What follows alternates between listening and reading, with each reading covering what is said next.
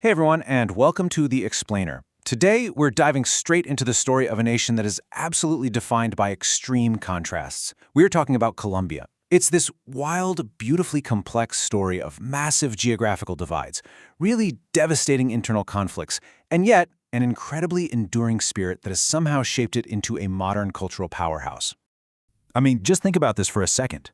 How does a country known for more than 25 civil wars transform into a fast-growing economy and a global cultural powerhouse? It is a massive contradiction, right? On one hand, you've got this historical narrative that's been heavily overshadowed by decades of violence. But on the other hand, you have this insanely vibrant, resilient society that absolutely captivates the world today. So we're going to explore exactly how those two completely different realities manage to coexist. Here is our roadmap for today. 1. The Golden Foundations. 2. Independence in Gran Colombia. 3. A Century of Fractures. 4. La Violencia and Cartels. 5. The Long Road to Peace. And finally, 6. Culture, Coffee, and Tomorrow. All right, let's jump right into part 1, the Golden Foundations. Now, you really have to picture the sheer physical reality of Colombia. We're talking towering Andes Mountains, the incredibly dense Amazon basin, and a huge Caribbean coast. And for centuries, this extreme geographic diversity acted as a literal physical barrier. You've got these dense forests and huge mountain ranges that completely restricted contact, which meant early populations developed in deep, deep isolation. Geography is absolutely destiny here, and it fundamentally shaped the country's politically fragmented history right from day one.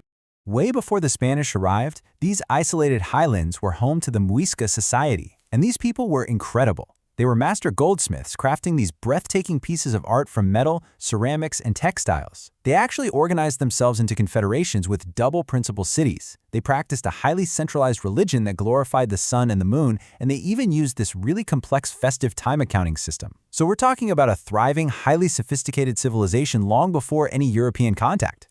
But then 1499 hits, and the Spanish arrive. The conquest happens really fast. You get Santa Marta, founded in 1525, Cartagena in 1533, and then the inland capital of Bogota by 1538, which was built directly over Muisca territory.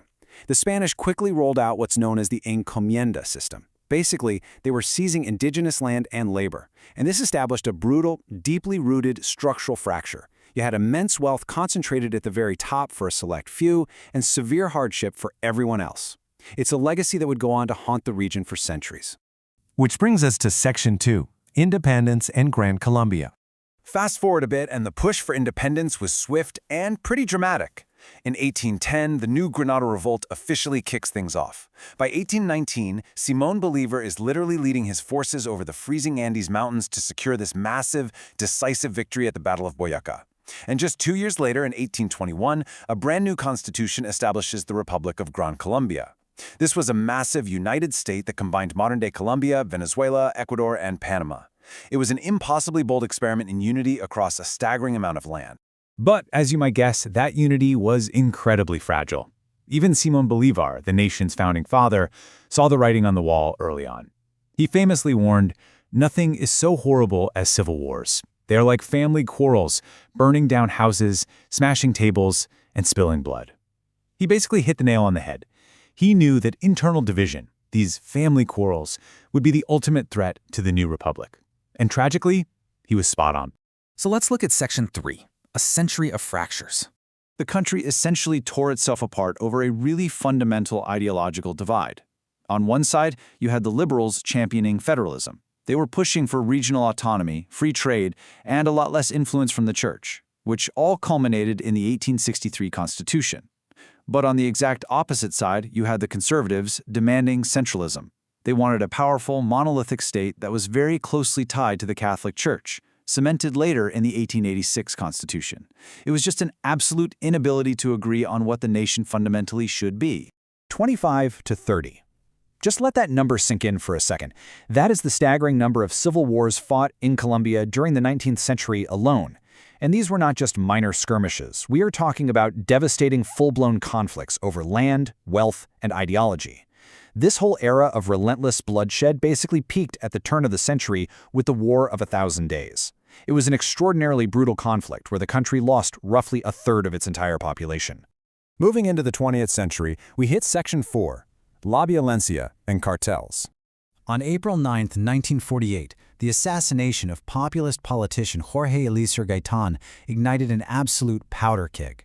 It triggered what's known as the Bogotazo, massive, chaotic riots that literally burned parts of the capital city of Bogotá to the ground. And this launched a brutal, decade-long partisan war known simply as La Violencia. Liberal and conservative factions essentially hunted each other in the countryside, resulting in hundreds of thousands of deaths and just profound social displacement across the nation. Out of the ashes of La Violencia, these new, highly organized armed groups started to emerge. First, peasant militias formed simply to defend themselves from the partisan violence and state military interventions. Then, by 1964, left-wing guerrilla groups like the FARC were officially established. They were rooted in Marxist ideologies, heavily focused on demands for land reform and equity. And meanwhile, you had right-wing paramilitaries forming to fight back against them. So it evolved into this devastating, highly complex, multi-sided conflict. And then, a massive economic curveball hits this already unstable environment: the global drug trade, driven in huge part by heavy demand from the United States. The process itself was pretty straightforward. You extract the alkaloid from coca leaves, produce coca paste, create a cocaine base, and finally obtain cocaine hydrochloride. This agricultural and chemical pipeline ended up giving rise to Colombia's largest illegal economic boom. And the scale of this boom was just astronomical: $2 billion to $4 billion. That is the estimated annual earnings of Pablo Escobar's Medellin cartel alone during its absolute peak. To put that into perspective, this wasn't just organized crime, it was an immense economic distortion. This staggering influx of narco dollars allowed the cartels to wage an open, incredibly violent war against the state itself. It fundamentally tested whether Colombian institutions could even survive. That takes us to Section 5, the long road to peace. Fast forward to November 24, 2016. After years of intense negotiations in Havana, the Colombian government and the FARC actually signed a final peace accord to end the conflict. It was a massive, historic step forward, finally achieving a definitive ceasefire and a framework for disarmament. But as the sources point out, the road ahead remains incredibly challenging. Implementing that peace and untangling decades of political exclusion and rural inequality, that is the ongoing, really complex work of generations. And finally, Section 6. Culture, coffee, and tomorrow. Because despite its deeply fractured past, just look at what Colombia brings to the world today. I mean, well beyond just the coffee that is probably keeping you awake right now. Though they are a global agricultural powerhouse in that respect, they export so much incredible culture. They've given us cumbia music, which is this amazing fusion of African, indigenous, and Spanish influences. You've got these vibrant celebrations like the Festival of Sea Music, and a really rich, globally celebrated literary heritage. It all showcases a deeply resilient creative spirit. And this outward turn isn't just cultural, it's diplomatic too.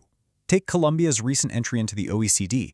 That is a major shift. It redefines their entire international strategy, officially committing them to global standards in things like education, labor, and productivity.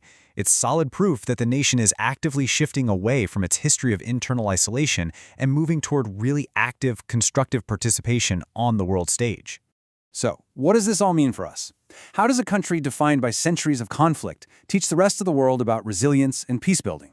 Well, from the isolated golden cities of the Muisca, going through those brutal civil wars and cartel violence, all the way to a vibrant, globalized present, Colombia proves that history absolutely does not have to dictate destiny.